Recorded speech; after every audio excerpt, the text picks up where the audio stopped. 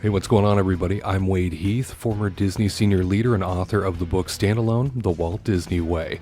If you hadn't heard, it's Tuesday, January 20th, 2026, and we have so much great Disney news to get to. First up in the news cycle, there is a lot of drama when it comes to the boardroom reversal within the Walt Disney Company regarding the Disability Access Service. In addition to that, a historic $1.7 billion milestone for Disney Animation and a significant set of closures starting today at Disneyland's Galaxy's Edge. Plus, we are just 11 days away from the return of our show Kingdom Report Live, Saturday, January 31st at 10 a.m. Pacific, 1 p.m. Eastern, a brand new time just for you. Be sure to join us on January 31st. The whole team, Tyler Crouch, Katrina Manzoni, Garrett Hassel, and myself, will all be back together to discuss the biggest Disney news stories and, of course, have a little bit of fun, too. Let's get to the news. Our lead story today involves a rare boardroom pivot. In fact, Disney has officially withdrawn its effort to block a shareholder proposal regarding the Disability Access Service, commonly known in the theme parks as DAS. Back in November, Disney's legal team tried to convince the SEC that this proposal, which calls for an independent review of the 2024 DOS changes, was just ordinary business micromanagement. However, with a new SEC stance for the 2026 season, Disney has blinked. This will now move to a vote at the annual shareholder meeting. Ultimately, I think what this means is when a policy move at the attraction turnstile reaches the proxy statement, it's a sign that the reputational risk has outweighed the operational efficiency of what's going on. And as a leader, I can tell you this isn't just about a pass anymore. This is about brand trust if the board is getting involved. Do you think an independent third-party review is what's needed to fix the DOS controversy, or is this just a more corporate red tape situation? I would like to know your thoughts in the comments. Once again, this story is blowing up because there was a class action lawsuit against Disney when it comes to the Disability Access Service and exactly the changes they made impacting those who kind of needed the help the most were no longer getting the help that they desired and that they needed for the sake of support. So have you been affected by the DOS changes? I'd be interested to know that as well. Top story number 2, Zootopia 2 has officially become the highest grossing animated film of all time, hitting $1.7 billion globally, and can you believe it, even surpassing Inside Out 2 at this point. This is certainly the flywheel at its most powerful, and this film's historic run, especially in China, where it's breaking American film records, is the engine that funds the multi-billion-dollar expansions we are seeing in the parks. This is a big deal for everybody at the Walt Disney Company, no doubt, and unfortunately it proves, I think, that IP-driven sequels are kind of a safe harbor for Disney right now, whether you love that or hate that. I know a lot of people hate that. Look, when you can return to a franchise that is a guaranteed paycheck, why wouldn't you do it? I think that's why we're going to see Toy Story 10 in a couple of years. It's certainly something that I talk about in my book, Standalone, The Walt Disney Way. I talk about the courage to dream big, and right now Disney's dream is being fueled by Nick and Judy, of all people. This $1.7 billion win, it gives the company the unbreakable confidence to move forward with Villains and Cars expansions. And I'll tell you this, the company was always a give and take during my time there, and it was something that I noticed that if the box office was bombing at Disney, they would often start cutting at the parks to compensate. The parks were always the place they would go to try and recoup what they lost at the box office, which, never seemed fair, of course, but it was one of those things that just happened. Well, in addition to that, I was always told the parks are such a cash cow that it allowed for the company to occasionally take those giant baths when it came to the franchises and the different features that they were kind of taking a chance on, right? Films that they would take a leap on just to see, like, oh, is this going to stick? Can this be turned into something? Can this be a hit? And so it was always the parks that led that sort of financial cushion for the rest of the organization. But when films didn't do so well, like I said, they would often start cutting at the park. Suddenly you'd see entertainment be really drastically reduced in the parks. Now, on top of all of that, one thing that I really appreciate is that when films did especially well, and it was a hot box office, one after another, then you'd really start to see the parks get more. They'd start greasing the wheel of the parks, and it was like, okay, we're doing well, in all sectors now. We're not having to compensate for that other end of the company that keeps doing terrible. There was a long stretch there when I worked for Disney where live action was just tanking. Didn't matter what the film was. Lone Ranger era, ladies and gentlemen, that film especially, oh my gosh, what a huge bath they took on that one. So it just goes to show you that when you have situations like this where you're making $1.7 billion for an animated feature, the parks get a little extra lovin' as well. And story number 3, if you're at Disneyland today, you'll probably notice a lot of construction walls in Batuu. That's right, Rise of the Resistance and Oga's Cantina have both closed for refurbishment starting today, January the 20th. It's all a part of something much bigger, no doubt. While Disney says this is routine maintenance, it does coincide with the massive announcement that the land's timeline is being unlocked in April to include the original trilogy era. This is the first step in prepping the land for Darth Vader, Luke, and Leia. It's a long time coming, I think, for a lot of Star Wars fans, and they finally admitted it, didn't they?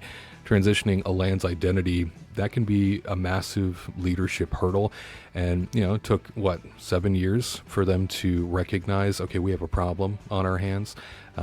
That isn't an easy thing for Disney to admit, or leaders within Disney to admit, especially the Imagineering team. That Imagineering team is, wonderful and soft and cardigan sweater wearing as they might seem. That is a very ego-driven group. A lot of creative professionals that believe heartily in what it is that they do. And that team is not one that takes criticism well, we'll just say. And I know that for a fact, personal experience. They are not a group that just allows for feedback to become reality unless it is very intense and constant and they have no other recourse. So the fact that they are now moving in this direction means they probably had 7 years of people saying, what are we doing here? What is going on? What on earth, is occurring? It's a massive leadership hurdle for sure. You no doubt have to retain the citizens of Batuu to acknowledge a new era while keeping the immersion intact. So today's closures are the quiet before the storm of a total land relaunch, which I think hardened Star Wars fans are really going to appreciate. You tell me, though, is a timeline swap enough to get you back to Batuu, or does Disney's Galaxy's Edge need a full ride overhaul to stay relevant? No doubt they broke the mold when they created Rise of the Resistance in general. That is one of those attractions that I think really hit it out of the park when it's operational. I think it has a tremendous amount of downtime for being a new cutting-edge attraction. And have you noticed that more and more? Anytime a new attraction comes to Disney, if it isn't a tried and true, off-the-shelf spinner type ride, if it's pushing the edge of the envelope, if it's innovative and has all kinds of technology and all kinds of new stuff that they've added to it, that's usually an attraction that spends a lot of time not working and disappointing people. So, it's a trade-off, though. Would you rather they not take those chances? Would you rather they not innovate and never get, new, really immersive experiences like Rise of the Resistance? Or would you just prefer more Dumbo spinner rides?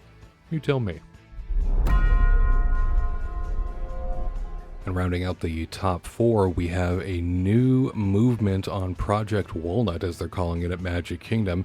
You might recall this as the Beyond Big Thunder Mountain project. Permits have been filed this week for water conveyance and soil stabilization, and that shows that work is beginning in earnest on the 33-acre site behind Big Thunder Mountain. How about that? And anybody excited about this massive expansion? It's finally getting underway. This is the unglamorous part, no doubt, of Imagineering, moving water so you can eventually build Villains Land.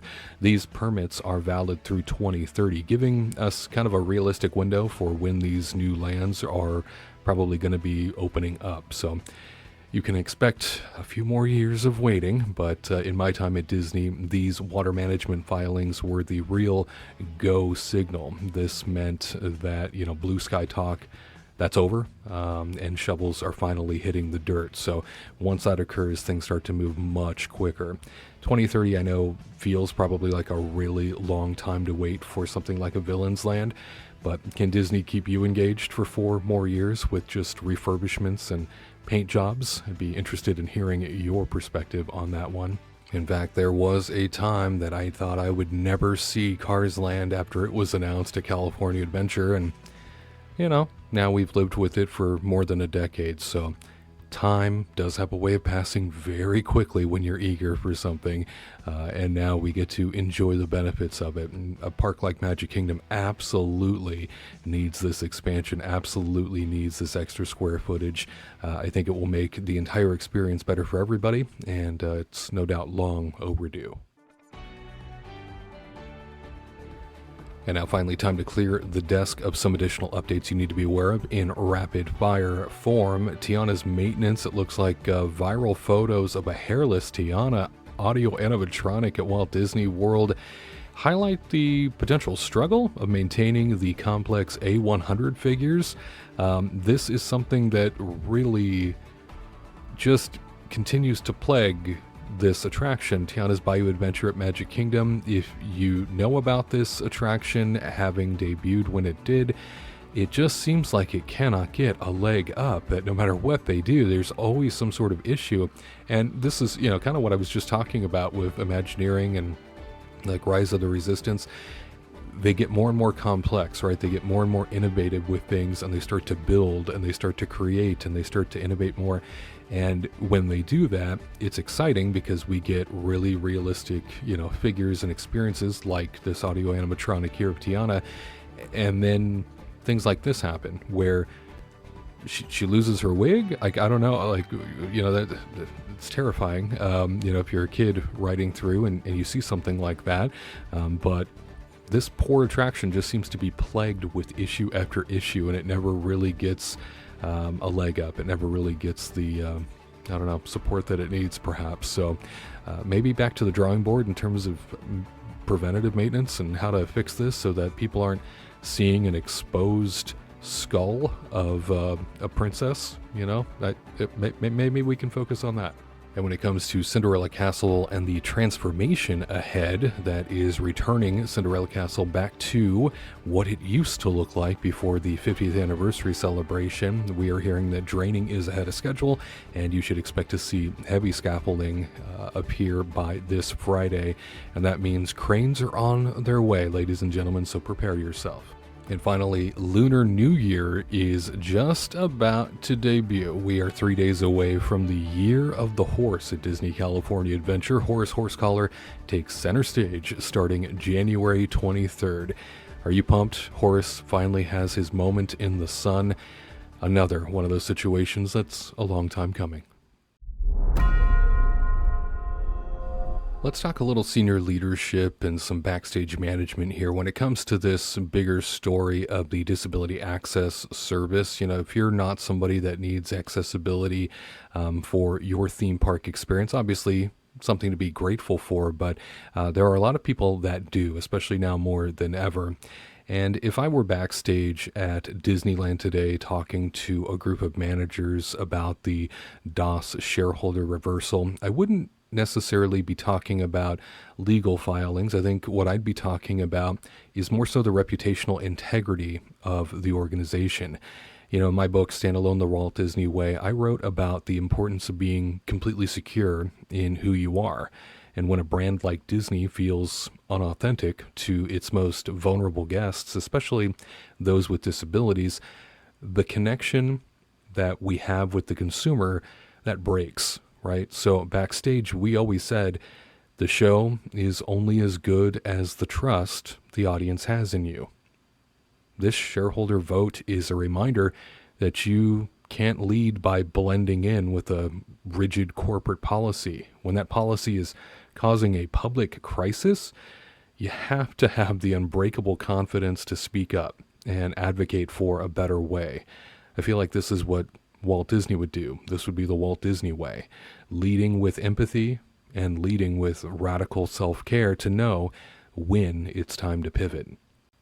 I remember when this whole new process and way of doing things was rolled out for the DAS program, and I remember thinking then, there's no way they're this short-sighted. There's no way that they're doing this realistically the way that they're saying they're doing it.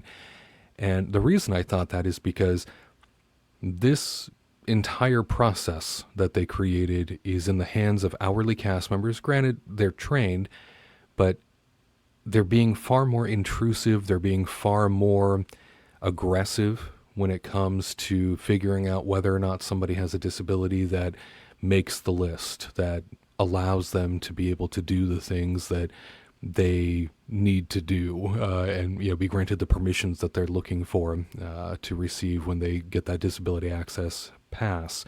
And so it never seemed right to me, a company especially like Disney, and it's why I think for so long Disney just washed its hands of the situation. And if you went to guest relations at the start of your day and said, I can't stand in line, I have issues, and you didn't even have to really explain what was going on, a lot of times they would just rubber stamp what it was that you wanted to do and say, okay, yeah, here you go. And we know that this policy was born out of the fact that caught on. People who did not need accessibility services were taking advantage and abusing the situation. And so Disney created this much more rigid process. And unfortunately, it looks like this more rigid process has done more damage than the original program to the folks who actually need these services. So again, when they rolled this out the first time, I remember looking through all the criteria and I thought, this is in the hands of hourly cast members. Some of these are kids by comparison, and you're expecting them to make these very tough decisions to people who might actually desperately need the support of the Disney company during a visit, and you're going to put the authority in the hands of some of these kids just to say no. Not that they can't do the job right through proper training. This is a tough sell. This is a very tough ask of an hourly cast member to be the arbiter of truth when it comes to whether or not somebody's disability really disables them from doing something or not.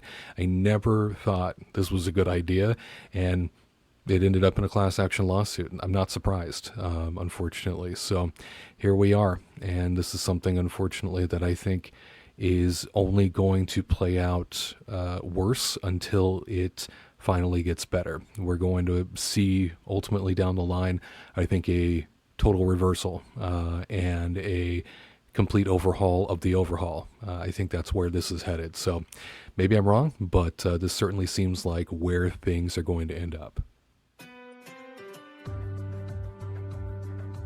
It's time for This Day in Disney History. In fact, January 20th, 1995 was the day the Circle of Life, an environmental fable, opened at Epcot for the very first time. You might recall this film with Simba, Pumbaa, Timon running about a world that had been ravaged by our terrible decisions. It was a film that ran for 23 years, as a matter of fact, because it taught us that our choices have a ripple effect. I think it definitely allowed all of us to identify with the impact that we have on our environment around us, and whether it's a $1.7 billion movie or a change in a disability pass, the choices Disney makes today will define the circle for decades to come, no doubt. And of course, we can't forget that now this film has been taken over by the only person I would ever hope could circumvent Simba, and that is, of course, Phil Dunphy. God bless America for that decision.